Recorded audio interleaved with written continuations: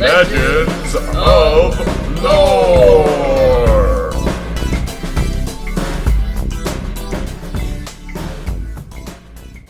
Alright, I would like to welcome everyone to the Legends of Lore broadcast. I'm Joe Manuola, this is Shirley Singleton. We're here tonight to talk about Star Trek Picard, the new season 3, episode 1. Yeah. But first, this isn't just called Legends of Lore. Shirley and I actually are Legends of Lore.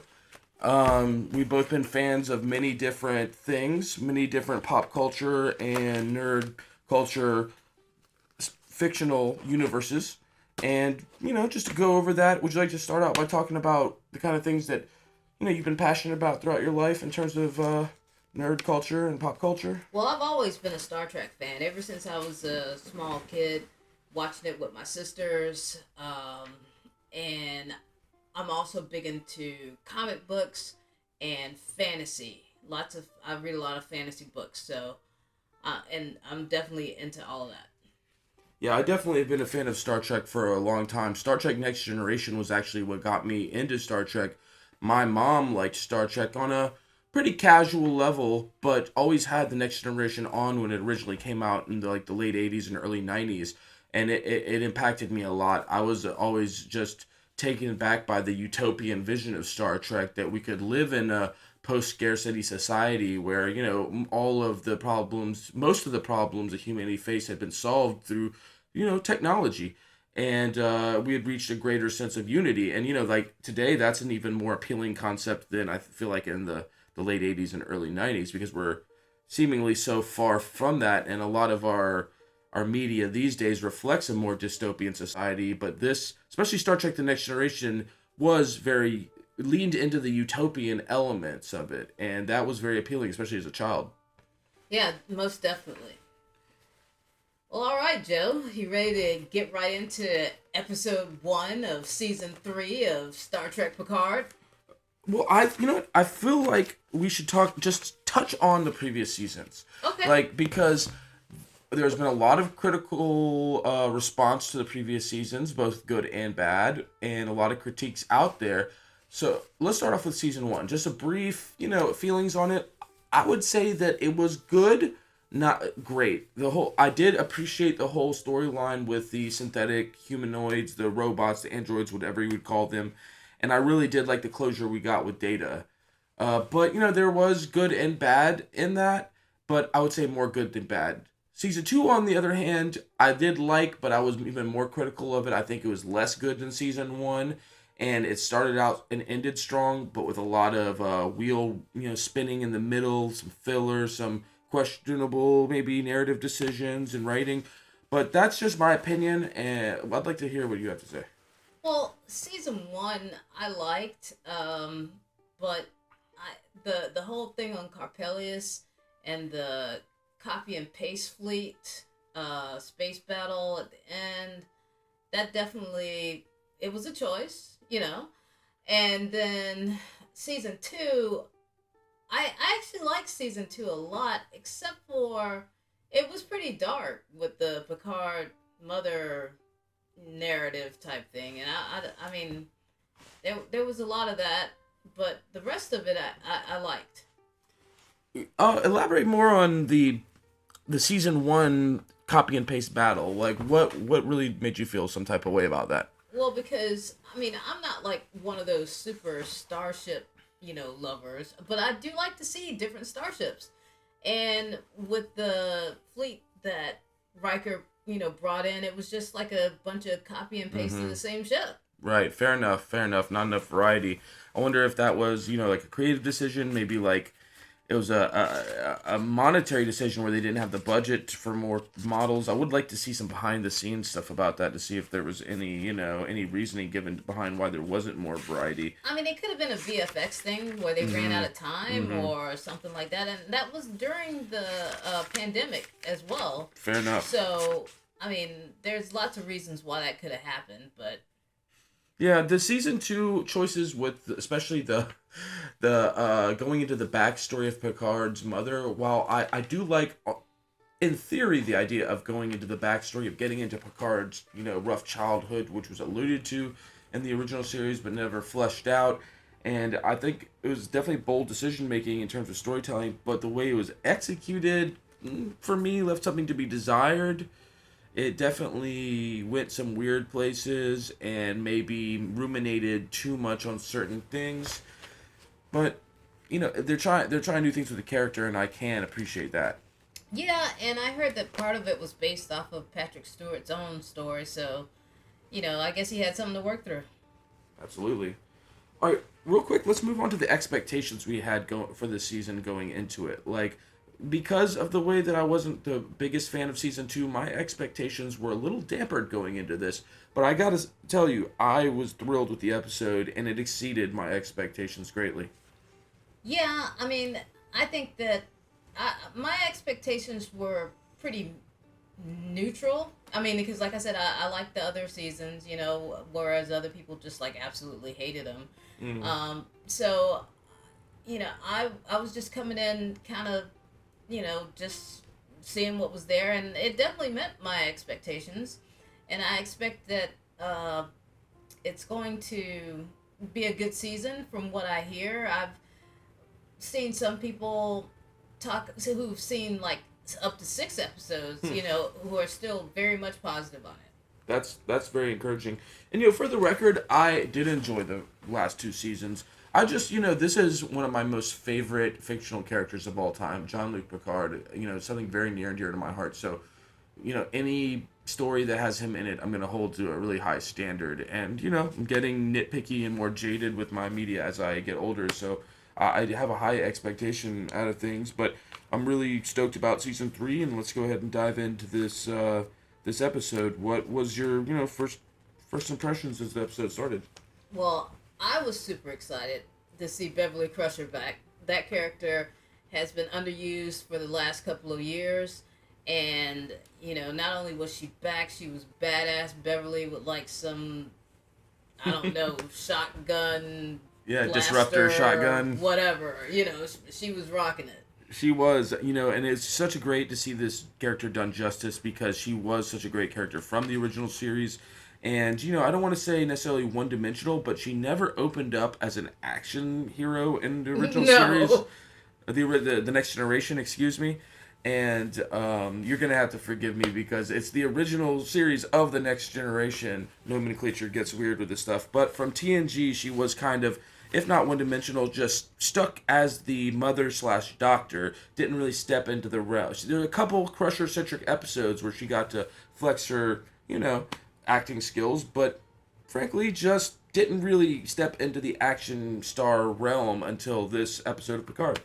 Yeah, I've been watching some interviews with her, and apparently a lot of that was due to Gene Roddenberry, because like, Roddenberry, while he was very progressive in a lot of things, he just didn't see the female characters being able to do certain things.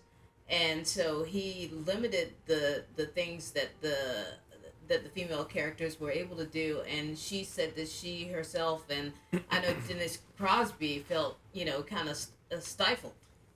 Really, I had never heard that, but it doesn't surprise me. I mean, he was definitely still an old-fashioned type of guy in a lot of ways.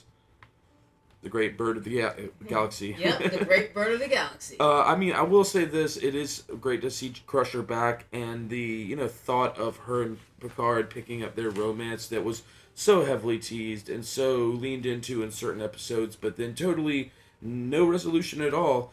It's a very, very enticing idea. Yeah, and the whole, last season they really pushed the Picard Laris thing, but it wasn't even Laris. It was I forgot what the person's name was in the past. Some convoluted stuff. Yeah. It almost seemed like that actor was just shoehorned in there. Almost, So I'm still not buying the whole Picard Laris thing. Although we know in real life that Patrick Stewart, he does have a younger wife. Mm-hmm. So, that's in keeping with, both him and Picard, I guess, the players.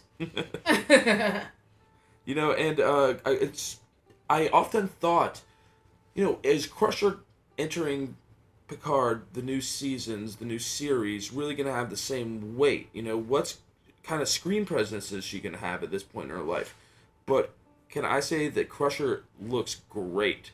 Like she looks vibrant, she looks strong, she looks sexy, and she looks like you would actually, be able to take out these aliens with a shotgun disruptor. Yeah. She definitely looks like a badass. They made Crusher into like a loner badass. Yeah, she's crushing it. Yeah, so and another first impression I had beyond just Crusher was the visuals look really good in a lot of these space scenes. Like they're factoring in a lot of stuff that's either directly from or very heavily inspired by the Hubble and now James Webb telescopes. And it just brings it to a new level of realism, but also it's that colorful version of space, not just black with little white dots. Right, It's the stuff that's out there, that cosmic, craziness of nebulas, dust clouds, weird energy beams. It's the colorful, bright, visually appealing side of space. Yes. I'm not actually crazy though about the way the aliens with the masks looked. I mean, I get it. I do kind of like the idea that they're wearing different masks every time they come attack them. But they didn't really pop out for me like I feel like the first alien race they show on the new season should. I don't know. Yeah, they were kind of weird, kind of avian reminiscent of type. I don't know. They were different.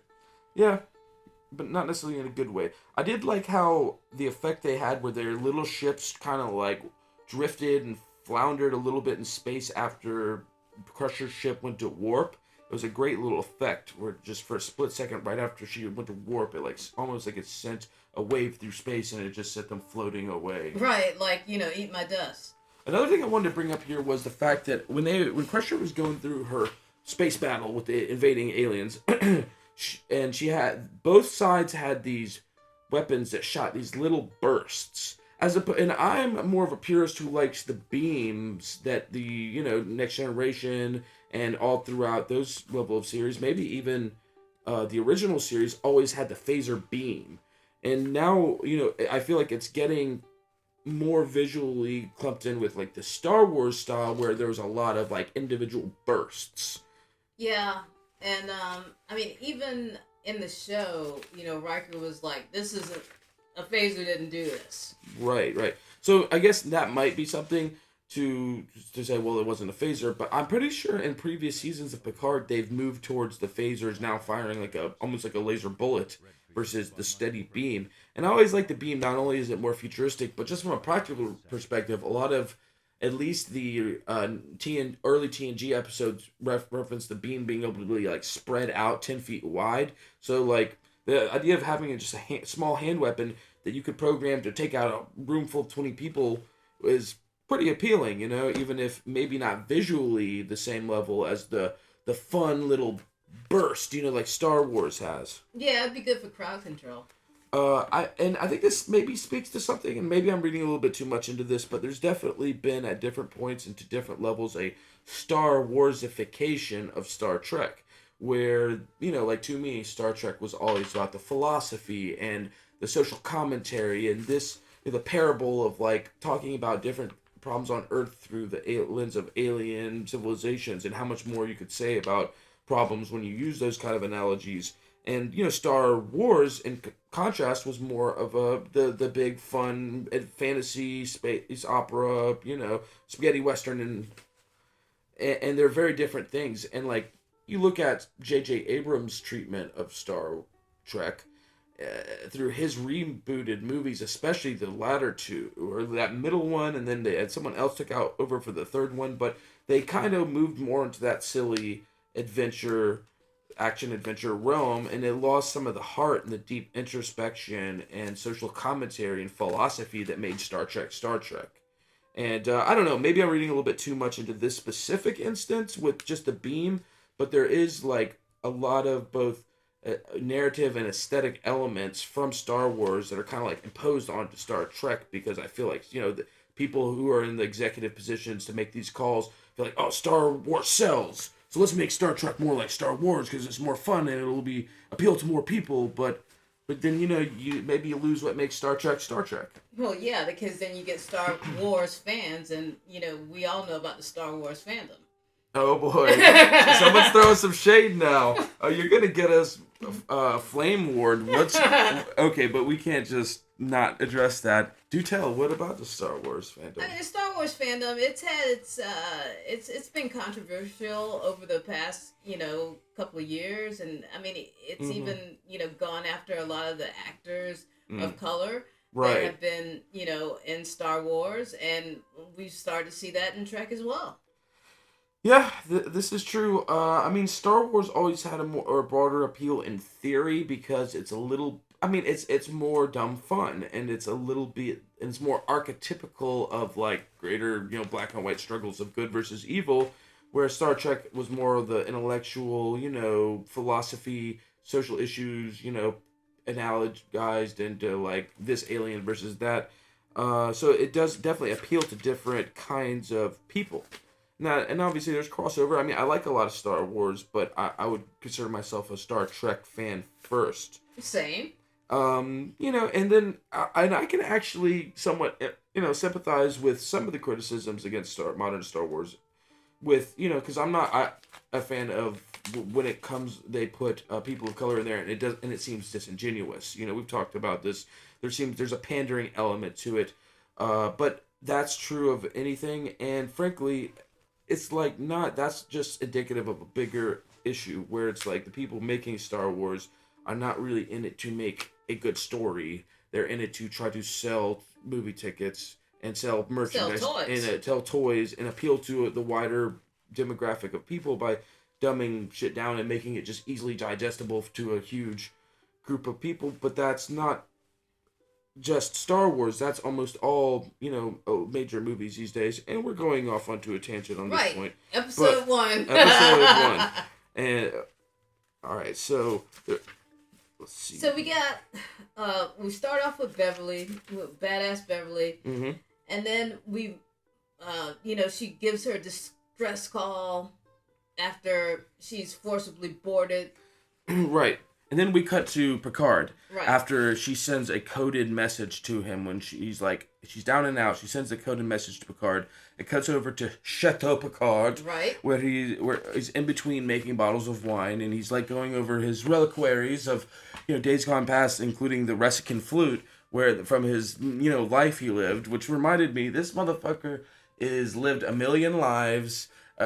And also, he's a human android. He's like a flesh and blood android that was just compiled together and whatever. He he's a crazy guy who's not only has he lived a tiny life where he played a flute, he experienced his own death. Grew to be an old man in a time warp several times. Like, how many lives has this guy lived? Yeah, so now he's getting ready to run off into the sunset with Laris. They're getting ready to move to some Cardassian. Was it Choctaw?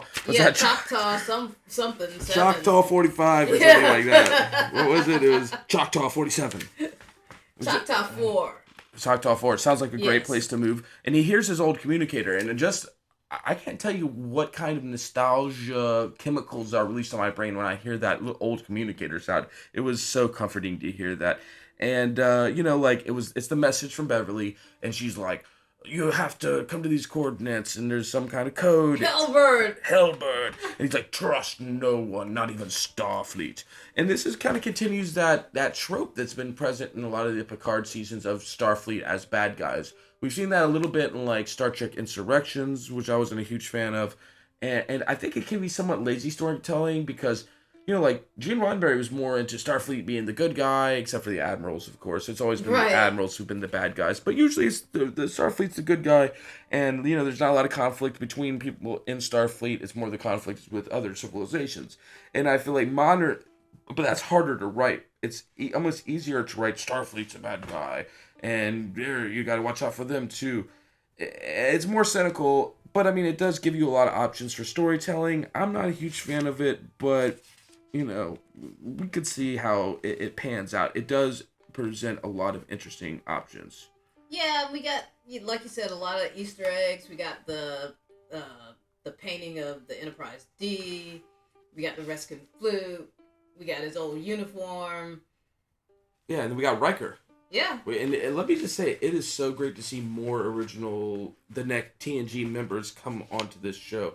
Because that's been another kind of criticism, is like, I like some of the newer characters they've introduced in the last 2 seasons.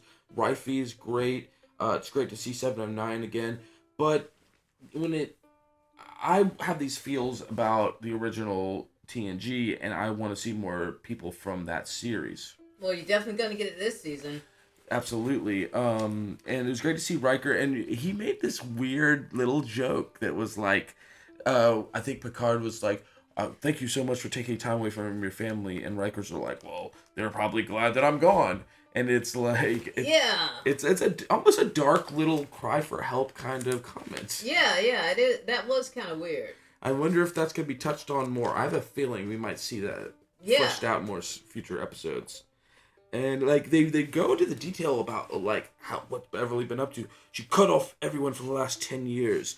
Like, no, 20. 20 years. Okay, so she's like this loner renegade at this point, living on the frontiers of space, doing God knows what for God knows who. And she's like, and she's become the stuff of legends to the rest of the old crew. Yeah. And they're like worried by that. And it's great to see them give this character depth, because though she had some noteworthy moments throughout the original TNG, she definitely had wasted potential too. They didn't tie up anything at all. They left everything so unresolved. Right, yeah. Very, very vague. Very vague. And then and she had this great, Gates McFadden had a great personality. She was very assertive. She was kind of a bitch, but she was likable, and like she definitely took no shit from anyone. No. And she just maybe underutilized, and not seeing her and Picard's romance ever resolved one way or the other, just so unsatisfying. Yeah. So like, Picard, one thing I wanted to notice, I also want to bring up that I noticed that it was only really referenced once in that season, or in that episode that it was in, was the ominous guy listening to Picard and Riker. Oh yeah, the weirdo. What's up with that? Yeah. I'm sure that'll be fleshed out more. Yeah, most definitely. So they go to that alien planet, and it has very Blade Runner-like vibes. What do you say? That was Metalis Prime. Metalis Prime. And it was named for Terry Metalis, who's the showrunner for this season. But it was actually, that planet first appeared in Enterprise. Really? Yes, where he was something on Enterprise, I think, and it was the episode was Dawn, and it was by Trip Tucker, and he was talking about how slimy this system, this and that's planet the same, was, and stuff like that. It's the same planet. Wow, I love that shared universe. Shit. It's like it gives you almost like a little nerdy bit of a high when you can connect the dots like that. Yeah. Like, that's one thing I loved about Marvel Comics, was it always existed in one large continuity. And like, if you were obsessive enough about it, you could draw the connections between the different events, and it gave you a sense of satisfaction. It may come at the exclusion of other people being able to appreciate it, but boy, it definitely gives you a specific kind of like payoff. Yeah, I mean, but it didn't take away from anything if you didn't know anything about that. Exactly. So it kind of, okay, so we had Rifey, and she was trying to purchase some space drugs, really working for Starfleet intelligence. But for a split second, I thought maybe they're being bold about this, and Rifey is falling off the wagon. No, I mean, she was trying to purchase information. So there's no... Well, what was that thing she bought at first that then she dropped later? Well, it was from the drug dealer. She was buying drugs and information, but she was saying that she bought the drugs because she was playing an addict. But that was the cover for getting the information. Right. I almost think it would have been bolder storytelling if they would have actually had her be a drug, like, have fallen off the wagon again and had to work her way back to being sober. Yeah, I mean, but they didn't have time for that, and plus, it's like, I don't want to see another woman of color and the drug blah blah blah story. That's not what I'm here for. Fair enough. So they talk about this new weapon called the quantum tunneling technology. You know, it's obviously going to be something that's going to play a big role later on in the episode, potentially future episodes. And, you know, I'm wondering if this is just some random technobabble thing that's a plot device, or if this is they're going to be going into it a little bit more deeply, or if it's just this one thing they're going to touch on for this. I think that they're going to go into it more deeply because it says that it was stolen from the offsite Daystrom Institute. So that the Daystrom Institute is where B4's body was that we saw at the beginning of episode 1. And we know that Lore's coming back and that Lore had been disassembled and had been at Daystrom, but we don't know. Wow. You know, so this is news to me. I didn't know Lore was supposed to be coming back. Oh, you didn't? No. Oh, you haven't watched any of the trailers. I'm sorry. Spoilers. Spoiler warnings. Yeah.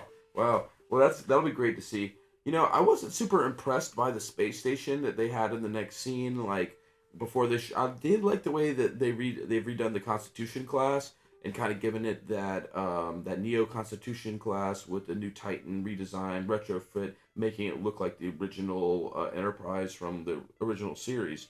I think it actually fits. They kind of give it that hot rod, very angular look, and I really like the way they redesigned the body of the Titan and the bridge was pretty cool too. Yeah, the angles of the ship were awesome.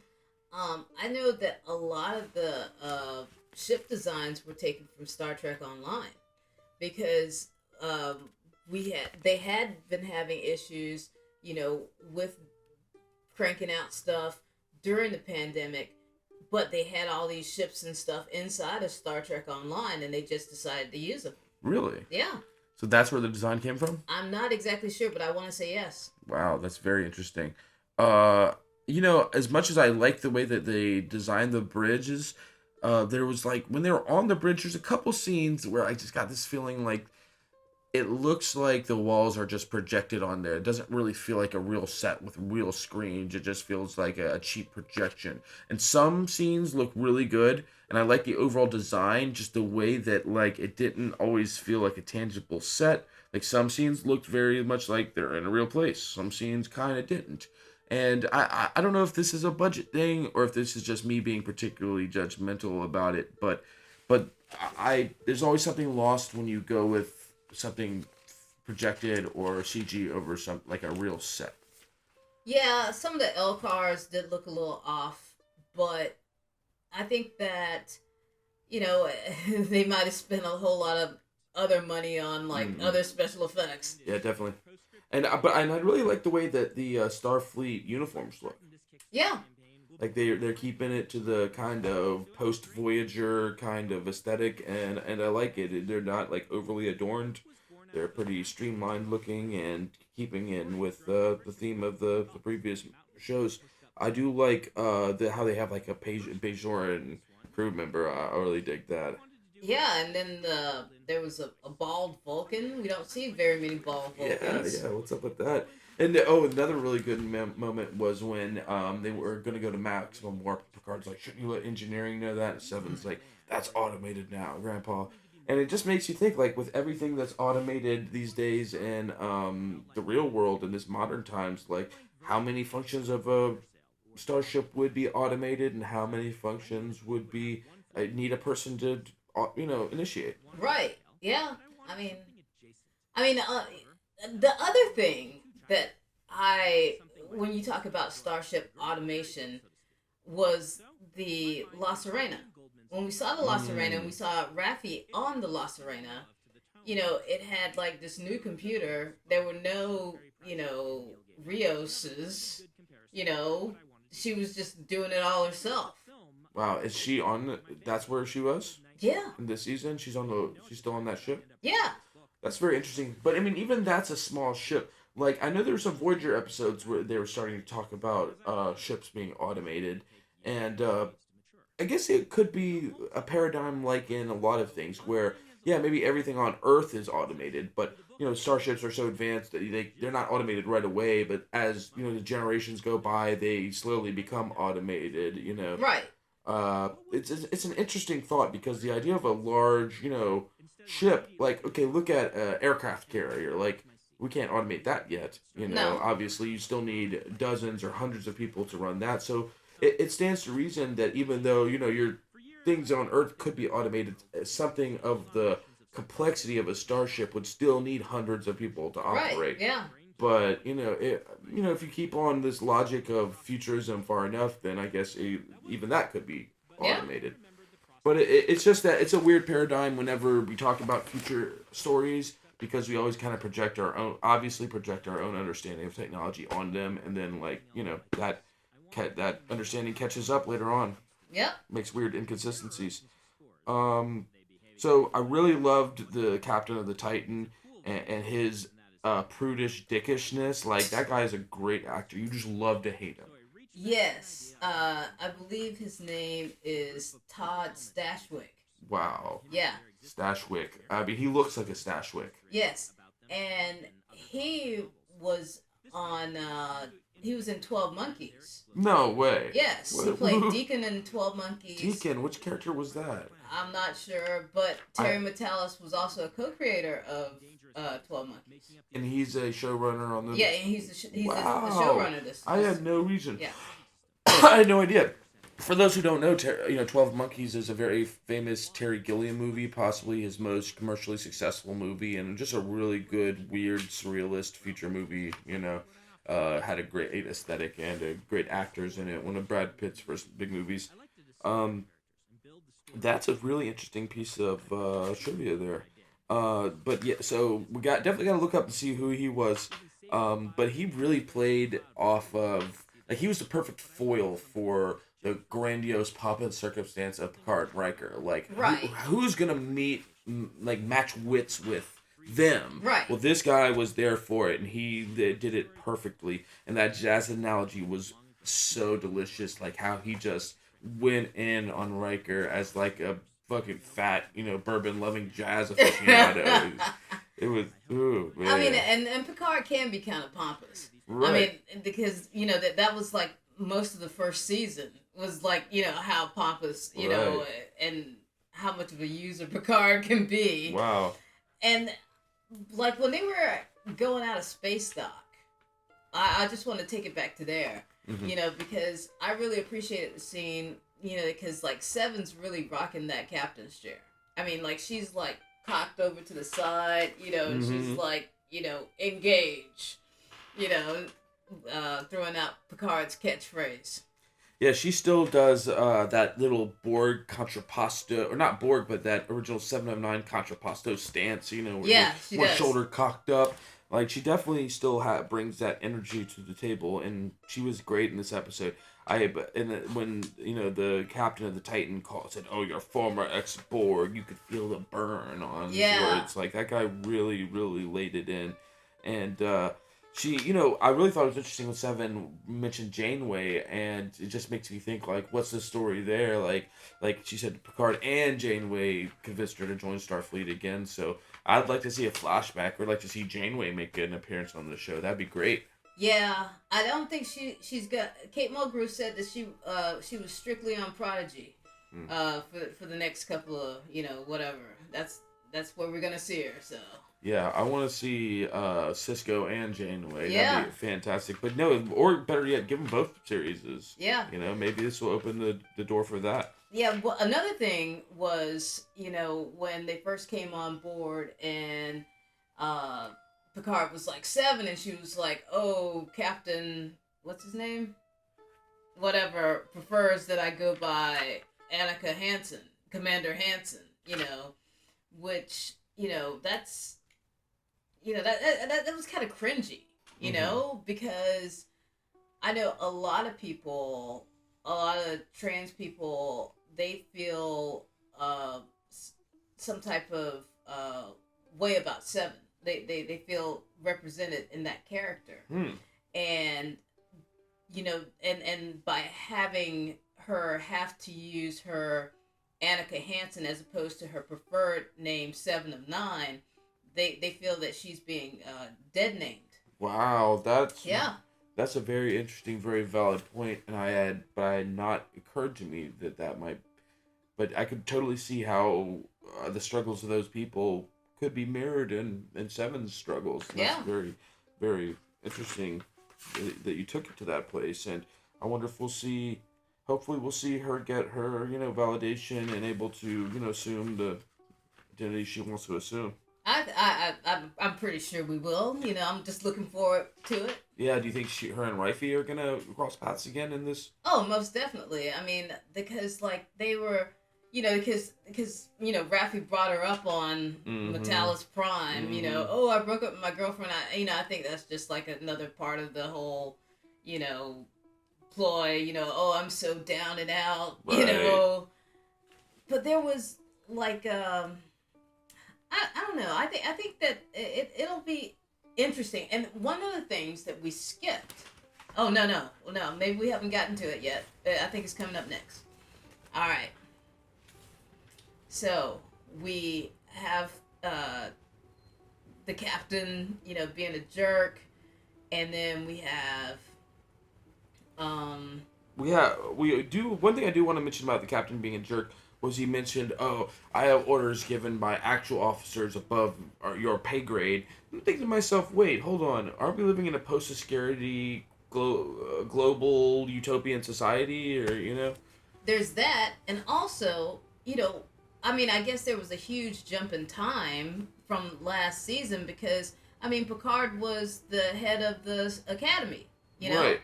And so what happened with that, And, like, did he... because both he and Raffi had talked Elnor into going to the academy, Right. And then they just, like, left him? What's up with that? And I looked it up. It's Captain Shaw. Captain Shaw, that's his name. Yeah. Well, Captain Shaw definitely, was a really well portrayed, great match in wits with Riker and Picard, which is not easy. Still a little thrown off by the whole pay grade thing. Maybe that you could make the argument it's just a figure of speech that's kind of like a lot of the figure of speeches we have are passed down. Meant something else, like look a gift horse in the mouth or something. I don't know. It could be something along those lines, or maybe there could be some. They have credits that they use when they deal with other civilizations to pass off. So like there is a precedent in Star Trek for the idea of currency, but just not within the Federation. But it could just be like it's just above my rank. Right, that's what I was thinking. It's just like a shorthand for that kind of thing. Right. So. We got really good visuals at the writing system. I really got to throw that out there. That for some criticisms of maybe the way that some shots of the interiors of the ship look, like the exterior shots of space and the exteriors of the ships are looking really good. Yeah, and the interior, it's a redo of the whole what was it? The Stargazer. Oh, okay. Yeah, it's a redress of the Stargazer set. Very interesting. And, they got... Okay, so towards the end of the episode, Picard and Riker enact their plan with the help of 709. They get to the writing system and they take a shuttle out there. And maybe this is just me, getting my suspension of disbelief a little shaken. But, like, why didn't they, as soon as they pull off from the Titan and Captain Shaw's like, oh no, why doesn't he just lock a tractor beam? Just pull him right back or beam him directly into the brig. Like yeah, we missed some scenes here. Oh, we did? Okay. Yeah, we missed the scene of back on La Serena with Raffi. Right. And she's her mysterious benefactor. Well, her handler. You're right. Not exactly a benefactor. Yeah, but a mysterious handler. Yeah, her handler. And she's looking at, like, vids of her granddaughter and stuff like that and trying to figure out the red lady, where's the red lady and stuff like that. But, like, the handler, this is my theory. Uh-oh. I haven't heard this anywhere. Okay. But I think her handler is Worf. Ooh, I had not considered that, but I have seen the previews with him in it. So we know Worf is coming. Spoiler alert. Right. If you haven't seen the trailers. But that would be fascinating, and the idea of Worf as a high-ranking member of Starfleet intelligence, I love it. Because, Worf, I've liked the idea of Worf going back to the Klingon Empire and be raising the ranks there, but I feel like that's been done. Right. I want to see Worf in a high-ranking Starfleet capacity, Yeah, because, like, her handler's like, you're a warrior.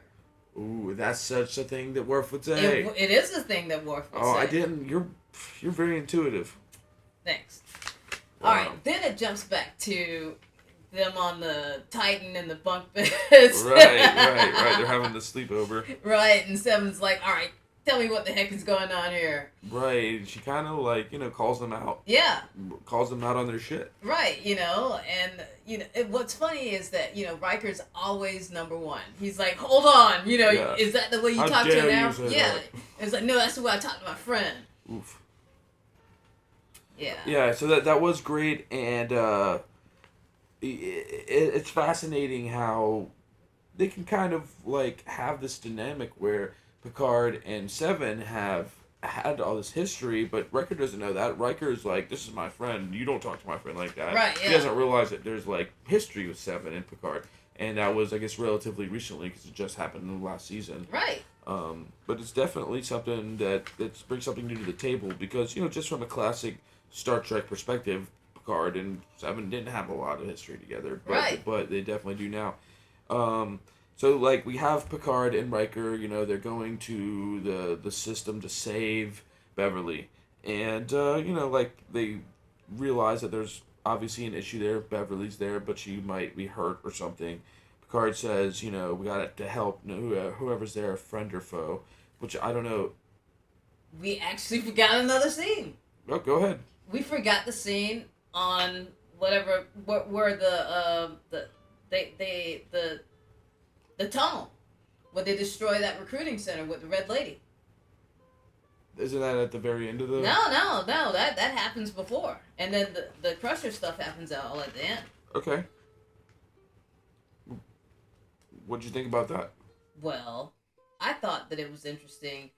Like, I think that the way that it destroyed the recruitment center with the beginning of the tunnel, like there, and then I think that it's interesting how, typically, you would think that a tunnel would lie in a straight line, but the way that the discrete endings where the end of the tunnel was actually above and off to the side. Right. It's kind of terrifying. Yeah. Yeah, it definitely it's, I don't know, I wasn't super impressed with, like, oh, it's being dropped through a hole, but then when it showed, like, all the shit land on top of other buildings, like that, it kind of gives it a kind of, like, very unsettlingness, because, there's something about the idea of what if they just kept on falling through a different hole and kept on smashing other stuff, you know? Like, it could keep on going on forever. Right, if they opened up another one, just kept on dropping it on things, So it's terrifying. And I really got to give it to Rifey for, like, her reaction. The actress is really good. Like, the horror and, like, you could tell, like, she really expressed a feeling of, like, helplessness in it, too. Yeah, Michelle Hurd. Oh, she's awesome. Yeah. She's the shock, horror, and helplessness. She could, like, without saying a word, just on her face. Mm-hmm. She's great. And so that was kind of tied up that part of it's almost like a subplot, and for this episode at least, but I have a feeling it's going to play a much bigger role in the future episodes. Well, you got the A plot and you got your B plot. Yeah, definitely. And these are definitely going to intersect. So then we go back to to Riker and Picard and their search for Beverly. Right, Beverly. so they establish she's there. They establish there might be enemies there as well. And then he's like, we got to help whoever's there. And then he says, friend or foe. And we kind of both scratching our heads whether this, like, okay, be careful, it could be whoever's there, friend or foe, or, like, we have to help whoever's there, friend or foe, which is very much in line with the idealism and utopianism of TNG, of, like, we even help our enemies. Right. So, who knows what they really meant on that. But I thought it was really interesting that when they got onto Crusher's ship, she was playing the mixtape that Jean-Luc made her all those many years ago. Yeah, and I'm still wondering, I haven't gone back and checked to see if that was like some of the same music that Jean-Luc was listening to at the beginning when he was writing his whatever when the message came through. Yeah, very interesting thought. I guess where my mind goes with it is it's like, is she just playing that because she knew she had to send Picard like a distress signal? So she's like, oh, let me go ahead and play this music to kind of like, for him, whatever, because I have to contact with him. Or is that something she listens to on a regular basis? She's like sitting there on any given day, plays the mixtape just to think about the old days. Yeah, That's what it looks like. That's what I want to believe, that even before this happened, Crusher on a slow day would just sit there in her chair, sip lemonade, and listen to those songs that Jean-Luc made for her, many the years mixtape ago. that he made. Reminds her of simpler times. Yeah. Back on the Enterprise D. Times were simpler back then. Yeah. And I want to bring up that again, what you mentioned earlier about them saying, "Oh, this doesn't look like a phaser ashes." So, like, I guess the implication is Beverly's using some non-Federation tech. Yeah. Like, possibly, I like to think Disruptor, because those are always, like, the mean uncle of a phaser. Right, you yeah. know, they're taboo. The Romulans use those. Probably very painful death, you know? And then the big reveal at the very end of the episode, Crusher has another son. Yeah. He's played by Ed Spalier. You know, and I could, like, all I could really think about is, like, what about Wesley? Like, right. Does Wesley know about this? Speaking of which, where is Wesley in The Traveler? I want that storyline. But you have your own interesting theories about Wesley's other son, don't you? About Beverly's other son? Yeah. Beverly's other son. Like, he's less than 20 years old, He could be Picard's son. He could be another Picard. Yeah, that is an interesting thing that I was too busy fixating on Wesley to even think about that. That could be an interesting choice. And it would kind of remind me of Star Trek Wrath of Khan, where they had, like, the Marcuses. Yeah, exactly. And especially with Kirk's son, yeah. Kirk's son, and then there was the confrontation in the beginning with Kirk and his son, and he was like, well, "Who are you?" Yeah. So that it could shadow that. We'll just have to see what happens. I mean, you're probably right, because where else could they go with this? Yeah, and then there was kind of some foreshadowing in the beginning, because when he was talking to Laris, and he was packing up his stuff, he was like, I don't want a legacy, I don't want blah blah blah, I'm the end of the line, right, and all this other crap, and and then there's Crusher Jr. here. Right. Well, it definitely is interesting. The only other place you could go is with Wesley, and we'll have to see. Either way, I just hope they tie up the Traveler storyline, and I think they will. Yeah, I think so too, especially since Wesley made an appearance already in Picard. Yeah, definitely, albeit a small one. I hope he has a more significant role this season, especially if this is the last season. This is our last chance to tie up a lot of this stuff. Unless maybe they could drag it out into like a Cisco or Janeway's episode, which would be great. I wouldn't be mad at that, but I do want to see the Wesley... Or 7. Yeah, Wesley... I do want to see the Wesley Traveler storyline wrapped up. I do want to see it an epic finale with it. Like, hopefully what ends up happening is at the end, it's some moment where all is lost and, they're about to die, but then the Traveler comes and saves Beverly and Picard and Riker. Yeah, exactly. Wouldn't that be great? Would that be so satisfying? We end the episode with a pretty impressive looking, pretty intimidating enemy ship closing in on Crusher's disabled ship. And it kind of reminded me a little bit of Star Trek, the J.J. Abrams 2011 Star Trek reboot, and the evil Romulans with their red matter. Yeah, the red matter ship. Yeah, it reminds me of that kind of. But they definitely sold the scale of it. It looked like this giant thing just about ready to swallow the other ship. And just looked all over pretty great. Great CG, great VFX. Great episode. I'm pretty impressed with the way this turned out. I do mention that I had some rather reduced expectations going into it.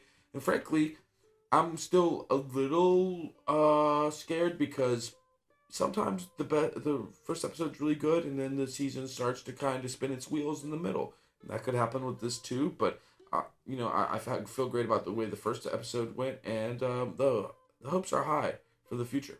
Yeah, I have positive expectations. I think that there are supposed to be 10 episodes? Really, I hadn't heard. But yeah, I'm really looking forward to it, and I hope that we continue to get more members from the original TNG show. I know that Geordi and, spoiler alert, Geordi and Worf are basically confirmed, so we can hope to see also other members of the original crew. I believe Deanna Troi is also confirmed is going to be returning. Most definitely. And then we can just hope, for some more. Do you think we're going to get the Brent Spiner action going? Definitely. All right. Well, who else would be left? There's some other stuff, and apparently you haven't watched any of the the trailers. Well, we need to get on that. You know, And maybe because we'll there's even some more crazier stuff out there that I'm not gonna tell you about. Wow. Well, maybe we'll do a video or a broadcast on the trailers too. You know, Okay. that's a thought.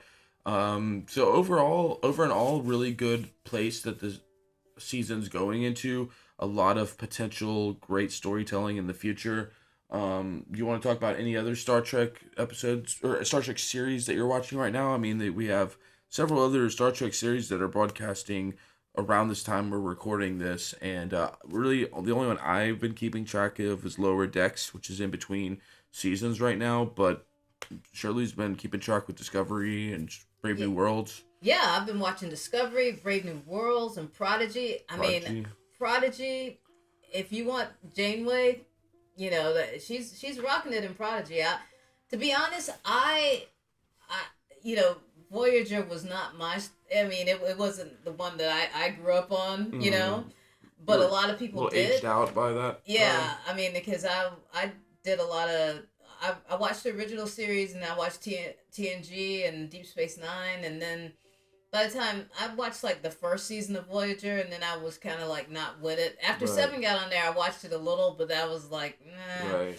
And then I watched some Enterprise, but I've been on the new Trek. I like all of the new Trek. Well, cool. Yeah, we'll definitely keep all that on our radar, and we'll be doing another broadcast on episode 2 of Picard, and another broadcast on Ant-Man Quantumania coming up soon. Yeah. So just keep it tuned to our station, and we'll definitely be kicking out the good content, keeping you guys up to date on everything that's going on in the world of lore. All right. Yes. All right. Until next time. Everything in the world of lore. All right. Till next time. Woo. Peace. Peace.